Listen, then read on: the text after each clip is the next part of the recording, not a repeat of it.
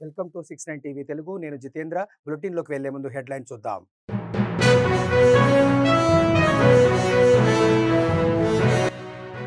సంక్షేమ పథకాలలో కాంగ్రెస్ ప్రభుత్వం మహిళలను మోసం చేస్తుంది. టీఆర్ఎస్ ప్రభుత్వంలో అన్ని వర్గాలకు న్యాయం జరిగిందన్న ఎమ్మెల్సీ కవిత.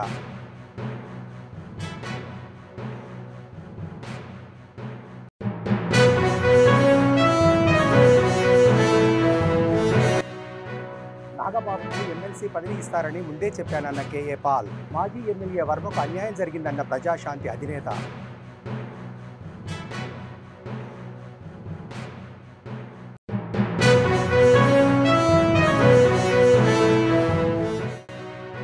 నానో టెక్నాలజీ ఉపయోగించడం వల్ల రైతులకు ఎంతో లాభదాయకం. ప్రపంచ ఆహార భద్రతను మెరుగుపరిచేందుకు ఈ టెక్నాలజీ కీలకమన్న ఎల్ఎన్ రెడ్డి.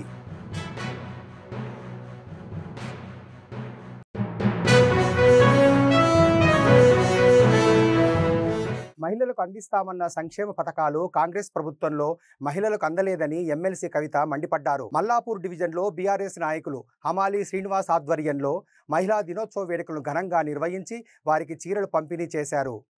ఈ కార్యక్రమానికి ముఖ్య అతిథిగా పాల్గొన్న ఎమ్మెల్సీ కవిత మాట్లాడుతూ, ప్రతి మహిళ తన గురించి తాను తెలుసుకొని సమాజం కొరకు కూడా పాటుపడాల్సిన అవసరం ఎంతైనా ఉందన్నారు. బీఆర్ఎస్ పరిపాలనలో ప్రతి పండుగను ఘనంగా నిర్వహించుకునే వారిమని గుర్తు చేశారు. ఎక్కడికక్కడ నిరాహార దీక్ష టెంట్లలో కూర్చున్నాం, లొల్లి చేసినాం, అరెస్ట్ అయినాం, అన్ని చేసినాం ఆడవాళ్ళం. తర్వాత తెలంగాణ వచ్చినాక కేసీఆర్ గారు ఏం చేసిండ్రు, మా ఆడబిడ్డలందరూ కూడా కష్టపడ్డారని చెప్పి బతుకమ్మ చీర తీసుకొని మనం గౌరవించుకుంటారు. బోనాలను రాష్ట్ర పండుగ చేసి మనం గౌరవించుకున్నారు, బతుకమ్మను రాష్ట్ర పండుగ చేసి మనం గౌరవించుకున్నారు. రంజాన్ కి తోఫా అని చెప్పి చీరలు ఇచ్చిండ్రు, క్రిస్మస్ ఉంటే చీరలు ఇచ్చిండ్రు. ఇప్పుడు మన కర్మవాళ్ళి 10 ఏళ్ళ ఇంకో కాంగ్రెస్ ప్రభుత్వం వచ్చింది. ఉందా బతుకమ్మ చీర? క్రిస్మస్ తోఫా, రంజాన్ తోఫా అన్ని మాయం. అంతేకాదు, అంతకుముందు నిజంగా మీరు ఆలోచించాలి, ఒక కూలీ తల్లి నెలకు 1000 రూపాయలు కడుపుతో ఉంటే కేసీఆర్ గారు ఇచ్చేది. ఎందుకంటే వాళ్ళు ఆ టైంలో బయటకు వెళ్ళి పని చేయలేరు, వాళ్ళు బాగుండాలని చెప్పి ఇచ్చేది. ఈ ప్రభుత్వం వచ్చి ఇస్తుందా? కంప్లీట్ గా బంద్ పెట్టి కేసీఆర్ కిట్ ఇచ్చినాం మనం. అప్పుడు అంతకుముందు ఆశా వర్కర్లకు, అంగన్వాడీలకు అందరినీ కూడా ట్రైనింగ్ ఇచ్చి ఎక్కడన్నా ఆడపిల్లలు గర్భవతులు వాళ్ళకి చూపించండి అని చెప్పి తీసుకుపోయి హాస్పిటల్ చూపించి డెలివరీ చేసి ఇంటికాడ తీసిపోయారు. అమ్మ ఒడి అనే కార్యక్రమం పెడితే అమెరికాలో కూడా లేదు అసలు ప్రోగ్రామ్. డెలివరీ అయితే మళ్ళీ ఇంటి దగ్గర తీసిపోయే ప్రోగ్రామ్ కేవలం తెలంగాణలో ఉందని గర్వంగా చెప్తున్నాం మనం అందరూ. కానీ ఉందా ఆ ప్రోగ్రామ్? జరుగుతుందా ఆ కార్యక్రమం? మీరు ఒకసారి ఆలోచించాలి. అదేవిధంగా మనకి కాంగ్రెస్ ప్రభుత్వం చాలా మాటలు చెప్పింది. 2500 రూపాయలు ఇస్తామన్నారు అందరికి. వచ్చినా మంది చెట్లు వేస్తారు, వచ్చినా మీరు మల్లపూర్ స్పెషల్ వచ్చినాయి కదా. మరి 2500 అన్నారు. ఇక మా ఆడపిల్లలు చాలా మంది ఇక్కడ కాలేజ్ పిల్లలు ఉన్నారు. స్కూటీలు వచ్చా? ఎవరికైనా స్కూటీలు వచ్చా? ఇక ఆడపిల్లలకు స్కూటీలు ఇస్తాము, 2500 ఇస్తాము, 2000 పెన్షన్ వచ్చే వాళ్ళకు 4000 ఇస్తామన్నారు. వచ్చినా ఎవరికైనా 4000? ఏం రాలే. మరి అడుగుదామా వద్దా? అడుగుదామా వద్దా? నేనేమంటున్నా అంటే, ఈ సర్కార్ వచ్చి సంవత్సరం దాటి మనం కూడా టైం ఇచ్చాం. కాంతి సంవత్సరం కానీ సంవత్సరం మీద 3 నెలలు కానీ టైం ఇచ్చాం. అయిపోయింది. ఇప్పుడు అడగాలన్నా వద్దా? ఎందుకంటే పోయిన సంవత్సరంలో 15 నెలల మనకు షాపింగ్ కూడా చేస్తున్నాం. కానీ పోయిన సంవత్సరంలో పెళ్ళైన వాళ్ళందరూ ఏమనుకున్నారు, కేసీఆర్ సార్ అయితే 1,00,000 రూపాయలు ఇస్తుండ్రు, ఈ కాంగ్రెస్ సర్కార్ వస్తే తులం బంగారం వస్తుంది అనుకున్నాం. కానీ ఏదో అంటారు కదా, అక్కడ అంతేనాక ఏదో దానికి కష్టపడితే ఏదో అయినట్టు ఆయన అన్ని కూడా పోయే పరిస్థితి వచ్చింది. మరి ఆ తులం బంగారం కోసం అడిగినా అడగాల్సిందే. మన గడ్డ ఎట్లాంటి గడ్డ, తెలంగాణ గడ్డ అడిగేటటువంటి గడ్డ. వీర నారి రుద్రమదేవి దగ్గర నుంచి మొదలు పెడితే, సాక రైలమ్మ దగ్గర నుంచి మొదలు పెడితే ఎవరు కూడా భయపడడం, ఎవరు కూడా భయపడడం. ఖచ్చితంగా అడగాల్సినటువంటి అవసరం ఉన్నది. మిమ్మల్ని కోరేది ఒకటే, మహిళా దినోత్సవం అప్పుడు మల్లాపూర్ రావడం నా అదృష్టం, మిమ్మల్ని అందరినీ కలుసుకోవడం కూడా నా అదృష్టం. ఒకసారి దేవేంద్ర రెడ్డి అన్న ఎన్నికలలో వచ్చినప్పుడు మీరు నా మాట రాసి దేవేంద్ర అన్నని గెలిపించారు.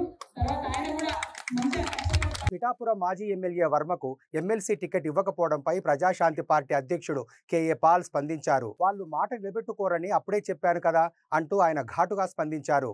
తాను చెప్పినట్లుగానే నాగబాబును ఎమ్మెల్సీని చేశారని, ఈ విషయం తాను ముందు నుంచే చెబుతున్నానని కేఏ పాల్ తెలిపారు. జనసేన పార్టీలో చేరిన వారికి అన్యాయమే జరుగుతుందని ఈ సందర్భంగా ఆయన స్పష్టం చేశారు. నేను చెప్పినట్టే పవన్ కళ్యాణ్ చేశాడు.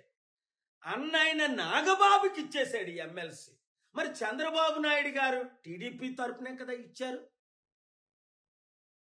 ఏం చెప్పారు వర్మకి పిఠాపురంలో? నువ్వు పవన్ కళ్యాణ్కి మద్దతు పోటీ చేయకుండా నెక్స్ట్ ఎమ్మెల్సీ నీకే ఇస్తానని దేవుడి సాక్షిగా చెప్పాడు. ఆ వర్మేమో అమరావతిలో, విజయవాడలో పవన్ కళ్యాణ్ చుట్టూ, చంద్రబాబు చుట్టూ తిరుగుతున్నాడు. అయ్యా మీ మాట నిలబెట్టుకోండి అని. బుద్ధుందా వర్మ? వాళ్ళ మాట నిలబెట్టుకోరని అప్పుడే చెప్పాను కదా.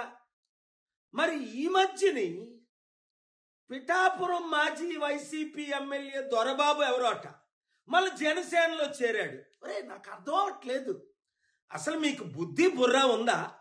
2008లో ఇదే పవన్ కళ్యాణ్ చిరంజీవి ప్రజారాజ్యం పార్టీ పెట్టి 100 కోట్లు 1000 కోట్లు కలెక్ట్ చేశారని మనం అందరం విన్నాం. కొంతమంది సూసైడ్ కూడా చేసుకున్నారు. మరి అదే ప్రజారాజ్యం ఇప్పుడు జనసేనగా ఆవిర్భవించిందని అదే చిరంజీవి చెప్తున్నాడు. అంటే అర్థం ఏంటి? అదే పాలసీలతో వచ్చే ఎలక్షన్లో మరలా మేము 100,000 కోట్లు కలెక్ట్ చేస్తాం, మా కుటుంబం మాత్రం ఎమ్మెల్సీ, మంత్రి, ముఖ్యమంత్రి పదవులు అనుభవిస్తాం. తెలివైనోడు ఎవ్వడు ఆ పార్టీలో చేరడు. మూర్ఖులు, గుడ్డోలు, బుర్రలేనోళ్ళు మాత్రమే చేరుతారు అందులో. ఇంకా జనసేన కానీ టీడీపీ కానీ మన లైఫ్లో గెలుస్తుందా? 9 నెలలకే చాప్టర్ క్లోజ్. మొత్తం అంతా అవినీతి, అన్ని ఫెయిల్ అయిపోయారు అని స్పష్టంగా కనబడుతుంది కదా. వచ్చేది కేవలం ప్రజాశాంతి పార్టీయే, బడుగు బలహీన వర్గాల పార్టీయే. మన బీసీ, ఎస్సీ, ఎస్టీలు అందరూ ఇప్పుడు ఎందుకు కమిటీల్లో చేరిపోతున్నారు? ఐఏఎస్, ఐపీఎస్లు మొదలుకొని మాజీ ఎమ్మెల్యే, మినిస్టర్ల వరకు. మీరు కూడా ప్రజాశాంతి పార్టీలో చేరండి, ప్రజలకు సేవ చేయండి. కుటుంబ కుల పార్టీకి ఇప్పుడైనా గుడ్ బై చెప్పండి. చెప్పని మీ ఎమ్మెల్యేలకు, అరే యూత్, నిరుద్యోగులు, మీరు వాళ్ళకు బుద్ధి చెప్పండి. ఈ వీడియో సత్యమైనది గనుక అందరికీ షేర్ చేయండి. వ్యవసాయ రంగంతో పాటు పౌల్ట్రీ, ఫిషరీస్ రంగంలో నానో టెక్నాలజీ ఉపయోగించడం వల్ల రైతులకు ఎంతో లాభదాయకంగా ఉంటుందని బయోఫ్యాక్టరీ ఎండీ ఎల్ఎన్ రెడ్డి తెలిపారు. హైదరాబాద్ సెంట్రల్ యూనివర్సిటీ బయోఫ్యాక్టరీ సంస్థలు కీలక ఒప్పందం కుదుర్చుకున్నాయి. ఈ ఒప్పందం ద్వారా యూనివర్సిటీ నానో టెక్నాలజీ విభాగం విద్యార్థులు వ్యవసాయ రంగంలో ఏ విధంగా అమలు చేస్తున్నారో తెలుసుకోవడంతో పాటు పరిశోధనలు చేసేందుకు అవకాశం ఉందని ప్రొఫెసర్ దివాకర్ దాస్ తెలిపారు. రైతులను శక్తివంతం చేసేందుకు, ప్రపంచ ఆహార భద్రతను మెరుగుపరిచేందుకు నానో టెక్నాలజీ కీలకం కాబోతుందని తెలిపారు.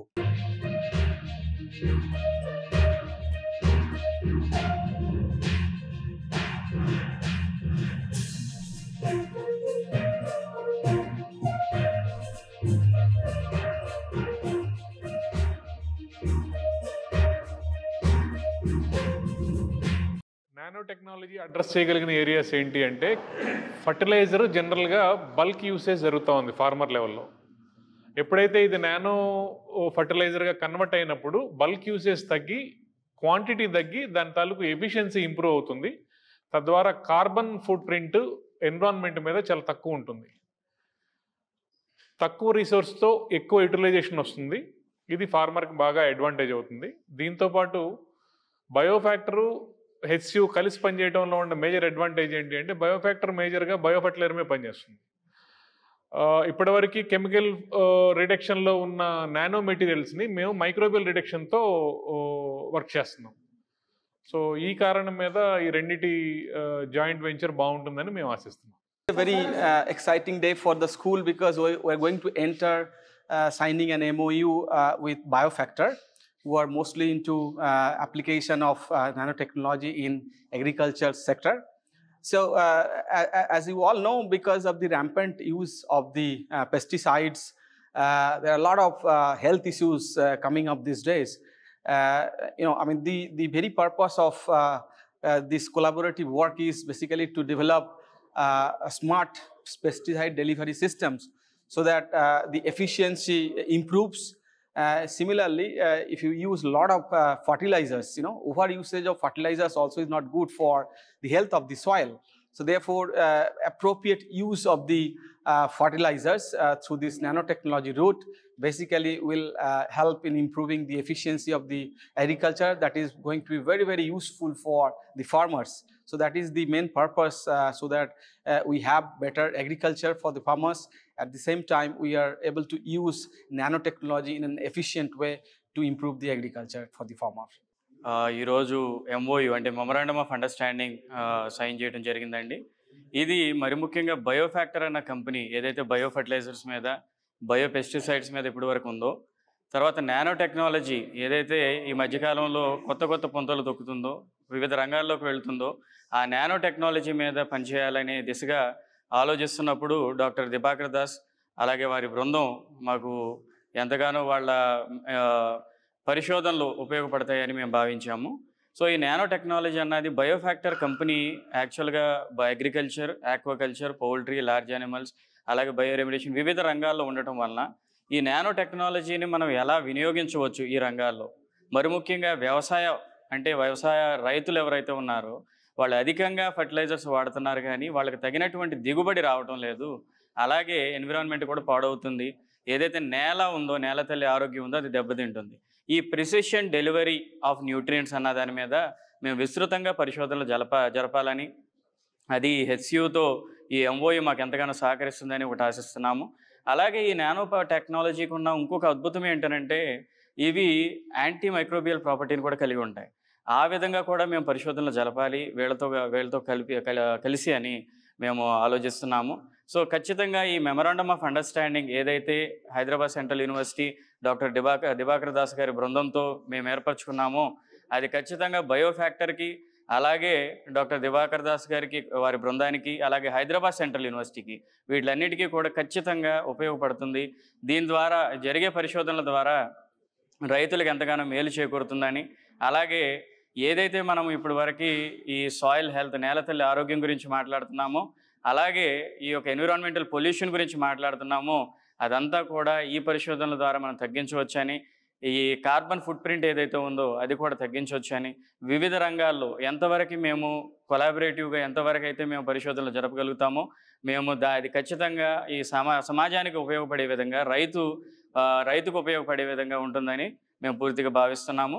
మాదిగ కులానికి చెందిన బీఆర్ఎస్ పార్టీ మాజీ ఎమ్మెల్యేలు మాలలకు 5% రిజర్వేషన్లు చాలు అనడాన్ని మాల యూత్ ఫెడరేషన్, మాల స్టూడెంట్స్ జేఏసీ నాయకులు తీవ్రంగా ఖండించారు. బీఆర్ఎస్ నాయకుల వ్యాఖ్యలను ఖండిస్తూ ఉస్మానియా యూనివర్సిటీలోని ఆర్ట్స్ కళాశాల వద్ద నిరసన వ్యక్తం చేశారు. Mala youth federation chairman Mandala Bhaskar, Mala students JAC president Madasu Rahul మాట్లాడుతూ ఎంఆర్పీఎస్ నాయకుల మాటలను బలపరుస్తూ బీఆర్ఎస్ మాజీ ఎమ్మెల్యేలు మాట్లాడడం సిగ్గుచేటన్నారు. మాట్లాడే స్వేచ్ఛ ఉంది కదా అని ఇష్టం వచ్చినట్టు మాట్లాడితే బాగుండదని హెచ్చరించారు. ఎంపీ, ఎమ్మెల్సీ, కార్పొరేషన్ చైర్మన్ అయిన వారంతా మాల సామాజిక వర్గానికి అన్యాయం జరుగుతుంటే ఎందుకు ప్రశ్నించడం లేదని ధ్వజమెత్తారు. బీఆర్ఎస్ పార్టీ నాయకులు మాట్లాడిన మాటలను ప్రతి ఒక్క మాల రాజకీయ నాయకులు ఖండించాలని పిలుపునిచ్చారు. టీఆర్ఎస్ పార్టీలో ఉన్న మాదిగ సామాజిక వర్గానికి చెందిన మాజీ ఎమ్మెల్యేలు, ఒక అతనైతే అసలు ఆయన జీవితకాలంలో కూడా ఎమ్మెల్యే అవుతాడో కాడో తెలియదు, కానీ మాలలకు సంబంధించినంత వరకు 5% రిజర్వేషన్లు చాలా ఎక్కువ, వాళ్ళకు అత్యధికంగా ఇప్పటి వరకు లబ్ధి పొందిర్రు అని చెప్పి ఆయన మాట్లాడుకుంటూ వచ్చిండు. అదేవిధంగా చెప్తా ఉన్నాం, అంటే బీఆర్ఎస్ పార్టీ మీకు ఒక విషయం మేము చెప్పదలుచుకున్నాం. మీ పార్టీలో ఉన్న మాదిగ నాయకులతోటి మా మాలలను తిట్టించే ప్రయత్నం చేస్తూ ఉన్నారు కదా, చెప్తా ఉన్నాం. ఖచ్చితంగా ఇది మీ పార్టీ మా మాలలను అవమానించిందిగా మేము భావిస్తూ ఉన్నాం. ఈ రోజున మీ పార్టీ బీఆర్ఎస్ పార్టీ ఖచ్చితంగా మాలలను అవమానించిందనే విషయాన్ని మేము గుర్తు చేస్తూ ఉన్నాం.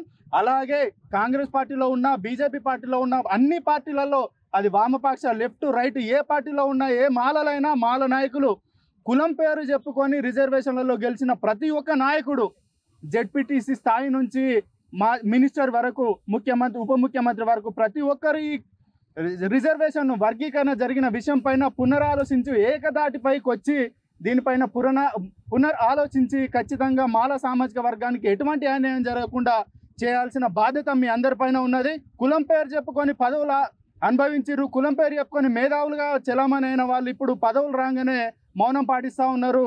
రాబోయే రోజులలో కులం పేరు చెప్పుకొని ఎవడైనా పదవులు అనుభవించాలనే ఆలోచన ఉన్నా కూడా రాబోయే రోజులలో హెచ్చరిస్తూ ఉన్నాం. మా మాల సామాజిక వర్గంలో ఉన్న విద్యార్థులు, యువకులు, సమాజం మొత్తం మిమ్మల్ని. ప్రింట్ మీడియా మిత్రులకి నిన్న సోమాజిగూడ ప్రెస్ క్లబ్లో మందకృష్ణ గారు మాట్లాడుతూ ఏదైతే గ్రూప్ 1 కానీ, గ్రూప్ 2 కానీ, గ్రూప్ 3 కానీ ఉద్యోగాలకు సంబంధించినటువంటి రిజల్ట్ను ప్రభుత్వము టీజీపీఎస్సీ మేము రిజల్ట్ ప్రకటిస్తామని చెప్తే దాన్ని వ్యతిరేకిస్తూ ముఖ్యమంత్రి గారిని తిడుతూ, అదేవిధంగా ఎప్పుడైతే వర్గీకరణ జరిగి ఇంప్లిమెంట్ చేసిన తర్వాతనే ఆ యొక్క రిజల్ట్ విడుదల చేయాలని చెప్పిన విధానాన్ని మేము తీవ్రంగా ఖండిస్తూ ఉన్నాం. ఇది సుప్రీంకోర్టు తీర్పుకు ముందు వచ్చినటువంటి నోటిఫికేషన్లు. వర్గీకరణ అనేటువంటిది విషయము అసెంబ్లీలో చర్చ జరిగి బిల్లులో రూపంలోకి వచ్చిన తర్వాత అదొక చట్టం అయిన తర్వాత వచ్చే నోటిఫికేషన్లకు వర్తిస్తుంది తప్ప ఆయన చెప్పినట్టు ప్రభుత్వాన్ని ఆయన మాట్లాడే విధానం కావచ్చు, మాల సామాజిక వర్గం ఈ రిజల్ట్ కూడా వెనకాల లాబింగ్ చేస్తుందని ఈ కమ్యూనిటీ మీద ఆయన అక్కస్ను వెళ్ళగక్కినటువంటి తీరును మేము తీవ్రంగా ఖండిస్తూ ఉన్నాం. అంతేకాకుండా టీఆర్ఎస్ పార్టీకి సంబంధించినటువంటి ముఖ్యంగా మాదిగ సామాజిక వర్గానికి సంబంధించినటువంటి ఎమ్మెల్యేలు ప్రెస్ మీటు ఆ యొక్క పార్టీ ఆఫీసులో పెడుతూ మాల సామాజిక వర్గానికట 5% కన్నా ఇంకా తక్కువ రిజర్వేషన్ రావాల్సి ఉండే, మేము 33.33% వాళ్ళు 15 లక్షలే ఉన్నారు, వాళ్ళకి 5% ఇచ్చిరని చెప్పేసి మాట్లాడుతూ ఉన్నారు. 3 నెలలుగా పారిశుద్ధ్య కార్మికులకు జీతాలు ఇవ్వడం లేదంటూ సోమవారం మేడ్చల్ జిల్లా దమ్మాయిగూడ మున్సిపల్ కార్యాలయం ఎదుట కార్మికులు నిరసన వ్యక్తం చేశారు. ఈ విషయంపై కమిషన్ అడగగా ఒక వారం అంటూ 3 నెలలుగా కాలయాపన చేస్తున్నారని ఆగ్రహం వ్యక్తం చేశారు. 3 నెలలుగా జీతాలు రాకపోవడంతో తమ కుటుంబ పోషణ భారంగా మారుతుందని పారిశుద్ధ్య కార్మికులు ఆవేదన వ్యక్తం చేశారు. ఇప్పటికైనా ఉన్నతాధికారులు స్పందించి వెంటనే తమకు జీతాలు మంజూరు చేయాలని డిమాండ్ చేశారు. 3 నెలల జీతాలు ఇబ్బంది ఉంది, మాకు జీతాలు లేవు, కూడా మాకు ఇబ్బంది అవుతుంది. వారం ఆగమంటున్నాను, రాసి పంపినాం, 3 నెలల నుంచి రాసే పంపుతున్నాం. 3 నెలల నుంచి వారమాగండి అంటుంది. మేము అక్కడ పైకి రాసి పంపినామని అంటున్నాం. వారం నుంచి అడుగుతూనే ఉన్నాం. అడిగితే ఈ వారం ఆ వారం అన్నారు, మళ్ళీ సోమవారం దాకా ఆయన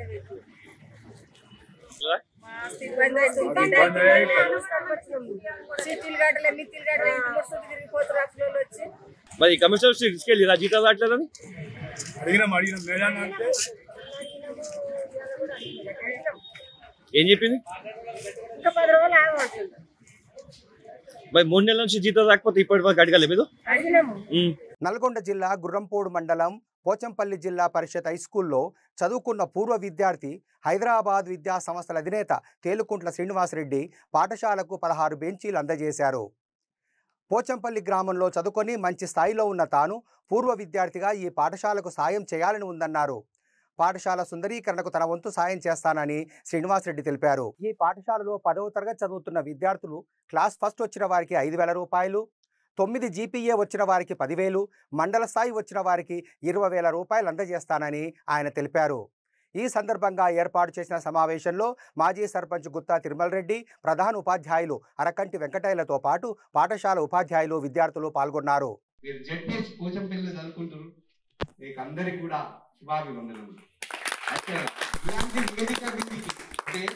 మాకు అవకాశం రావడం మీరు గొప్పగా ఆలోచన చేస్తున్నాం, గౌరవిస్తున్నాం, ఇదొక మా గర్వం. మీరందరూ కూడా ఈ ఎందుకు చెప్తున్నా అంటే, మేము 7th క్లాస్ చదువుకునేటప్పుడు మా పాఠశాల మా క్లాస్ యొక్క స్ట్రెంత్ 26.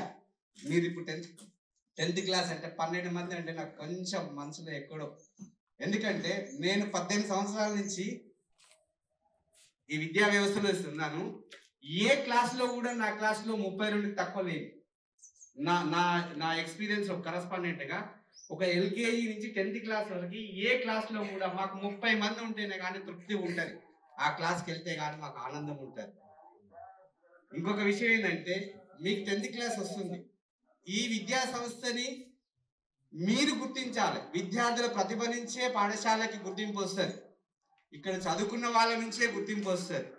దానికి మీరు ఎట్లాగో 10th క్లాస్ అయిపోతుంది, ఇది లేదు, ఇంకొచ్చే 8th క్లాస్ మీ చెల్లెళ్ళు మీ తమ్ముళ్ళు ఇక్కడే చదువుకోవాలి.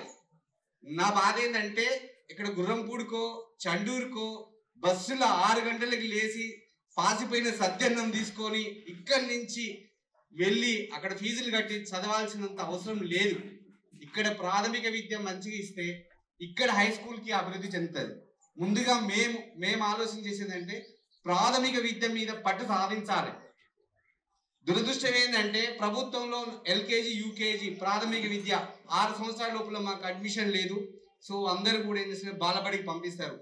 బాలబడిలో పిండి పెడతారు, అన్నం పెడతారు, అంతే తృప్తి అనేది మన పేరెంట్స్ తెలిసి అందరు బస్ ఎక్కిచ్చేసి చండూరుకో గుర్రంపూడికో పంపించి, ఇంకా కొంతమంది అయితే పట్టణాలకు వెళ్ళి అక్కడ రూములు తీసుకొని చాలా ఇబ్బందులు పడతారు. ఆ ఫీజులు కట్టలేక కూడా నాకు తెలిసి ప్రత్యక్షంగా ప్రైవేట్ విద్యా సంస్థలు పెడుతున్నాయి కాబట్టి చాలా మంది ఫీజులు కట్టలేక కూడా బాధపడతారు. పాఠశాల పూర్వ విద్యార్థిగా ఈ పాఠశాలకి నా వంతుగా సహకారం చేయడానికి నాకు ఈ అవకాశం ఇచ్చిన ప్రధాన ఉపాధ్యాయులు గ్రామ పెద్దలకి ధన్యవాదములు. ఈ పాఠశాల అభివృద్ధిలో నేను ఈ పూర్వ విద్యార్థి అయినందుకు నేను ఈ పాఠశాల అభివృద్ధిలో ప్రతి కార్యక్రమంలో పాల్పంచుకోవడానికి నాకు అవకాశం ఇవ్వండి. నేను అభివృద్ధిలో పాల్పడతాను.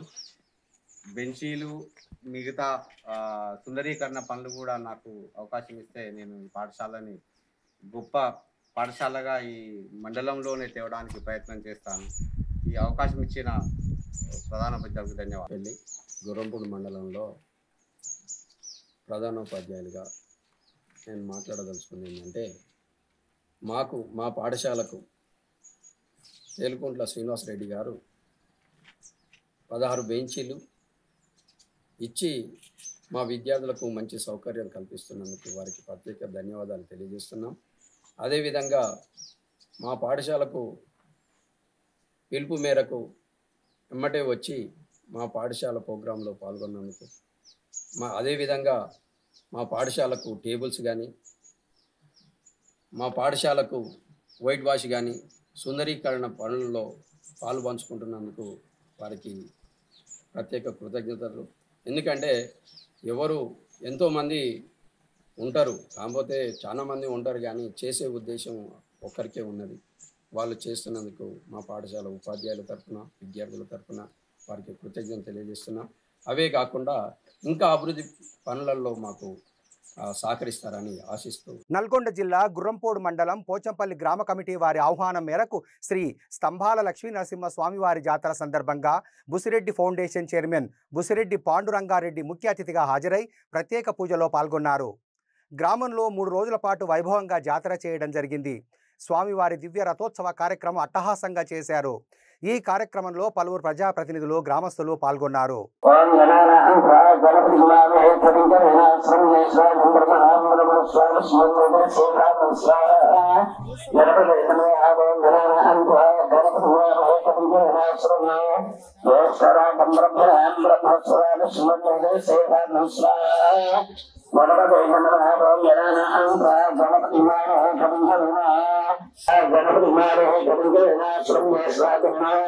పోచంపల్లి స్తంభాల లక్ష్మీనరసింహ స్వామి వారి వార్షిక జాతర మహోత్సవంలో భాగంగా ఈరోజు 3వ రోజు స్వామివారికి నవగ్రహ హోమం చేసుకొని రథోత్సవ కార్యక్రమం నిర్వహించుకోవడం జరిగింది. ఇది దాదాపుగా ఒక 60 సంవత్సరాల నుండి ఈ కార్యక్రమం నిరాటంకంగా కొనసాగుతుంది. గ్రామస్తులందరూ కూడా ఇట్టి కార్యక్రమంలో అత్యంత భక్తి శ్రద్ధలతో పాల్గొంటున్నారు. ప్రతి సంవత్సరం జరిగేటువంటి ఈ యొక్క కార్యక్రమాలు గ్రామ ప్రజలందరి సహకారంతో ఎంతో ఘనంగా నిర్వహించుకోవడం జరుగుతుంది. మనం గమనిస్తే స్తంభాకారంలో ఉన్నటువంటి లక్ష్మీనరసింహ స్వామి వారు చాలా అరుదుగా ఉంటారు. మా దగ్గర ఈ యొక్క లక్ష్మీనరసింహ స్వామి వారిని మా పెద్దలు 60 సంవత్సరాల పూర్వమే ఇక్కడ ప్రతిష్ఠించుకోవడం జరిగింది. అతి త్వరలో దేవాలయాన్ని కూడా నూతనంగా పునరుద్ధరించడానికి కూడా మేము ముందుకు వెళ్ళాలని చెప్పి ఈ సందర్భంగా అందరం అనుకుంటున్నాము. దానికి సంబంధించి అతి త్వరలోనే కమిటీ కూడా నూతన కమిటీ ఏర్పాటు చేసుకున్నామని కూడా మేము తెలియజేసుకుంటున్నాము. ఈ జాతర ఇంత గొప్పగా జరగడానికి సహకరించినటువంటి గ్రామ ప్రజలకు, దాతలకు అందరికీ కూడా పేరు పేరున ధన్యవాదాలు తెలియజేసుకుంటున్నాను. లక్ష్మీ నరసింహ స్వామికి, నరసింహ స్వామికి మీరు చెప్పండి.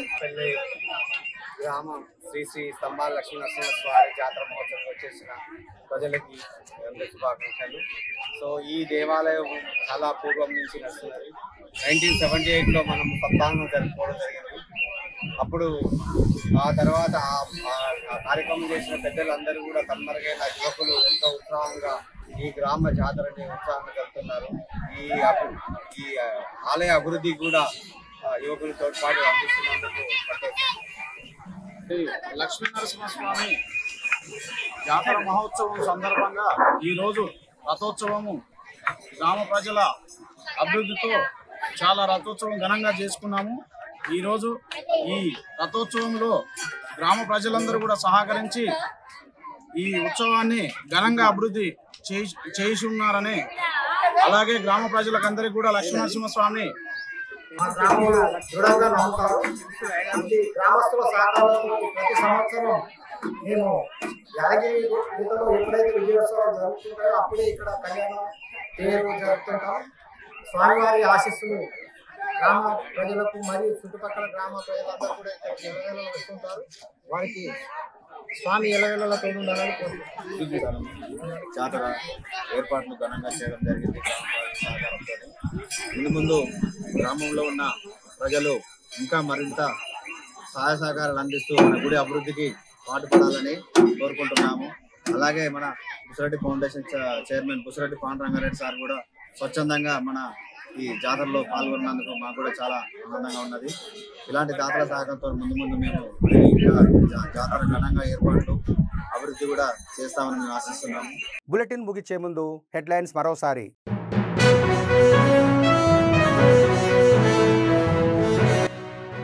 సంక్షేమ పథకాలలో కాంగ్రెస్ ప్రభుత్వం మహిళలను మోసం చేస్తుంది. టీఆర్ఎస్ ప్రభుత్వంలో అన్ని వర్గాలకు న్యాయం జరిగిందన్న ఎమ్మెల్సీ కవిత.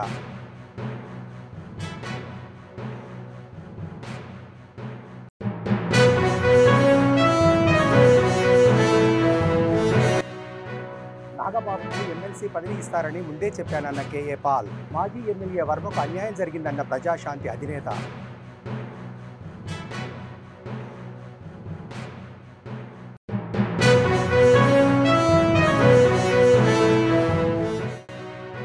నానో టెక్నాలజీ ఉపయోగించడం వల్ల రైతులకు ఎంతో లాభదాయకం. ప్రపంచ ఆహార భద్రతను మెరుగుపరిచేందుకు ఈ టెక్నాలజీ కీలకమన్న ఎల్ఎన్ రెడ్డి.